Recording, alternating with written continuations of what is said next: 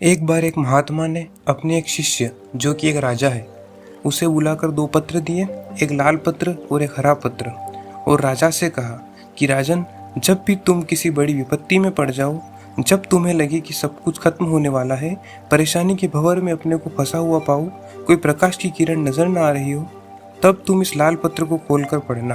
तो राजा ने पूछा, गुरुदेव ये हरा पत्र किस लिए है?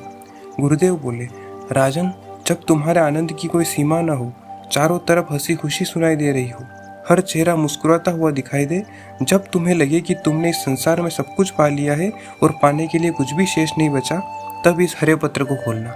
इस घटना के कुछ समय बाद राज्य पर एक बहुत बड़ा आक्रमण होता है, जिसमें राजा की पराजय होती है और वो अपने राज्य से हाथ धो बैठता है तथा अपने परिवार और कुछ विश्वास पात्र मंत्रियों के साथ भेष बदलकर भटकता रहता है। तभी उसे अपने गुरुदेव की बात याद आती है और वो लाल पत्र खोलकर देखता है। उस पत्र में केवल एक वाक्य लिखा था, यह वक्त भी गुजर जाएगा। राजा को मानो अंधेरे में एक रोशनी की किरण दिखाई गई हो। राजा में एक नई उम्मीद जाग उठी अपने राज्य को वापस पाने की। राजा ने अपने मंत्रियों को अलग अलग मित्र राज्यों के पास सैन्य सहायता मांगने के लिए भेजा। 3-4 माह के संघर्ष के बाद राजा ने एक सेना तैयार कर ली जो युद्ध के लिए तैयार थी। राजा ने राजनीति और कूटनीति के सहारे अपना राज्य वापस पा लिया। उसकी पत्नी पुनः पटरानी की भेष में आ गई। राजकुमारों को पुनः महलों का वैभव मिल गया। चारों ओर प्रसन्नता थी।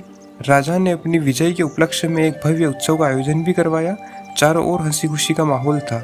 राजा को लग रहा था कि उसने सब कुछ पा लिया है। तभी उसके अंतर्मन में अपने गुरुजी के शब्द गूंज उठे।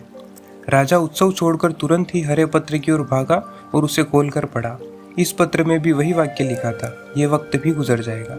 अब राजा को सब कुछ समझ में आ चुका था कि गुरुदेव जाते जाते उसे जीवन का कितना बड़ा दर्शन सिखा गए थे। सुख और दुख तो दिन और रात की तरह हैं, दोनों का आना तय है और दोनों का ढल जाना भी तय है।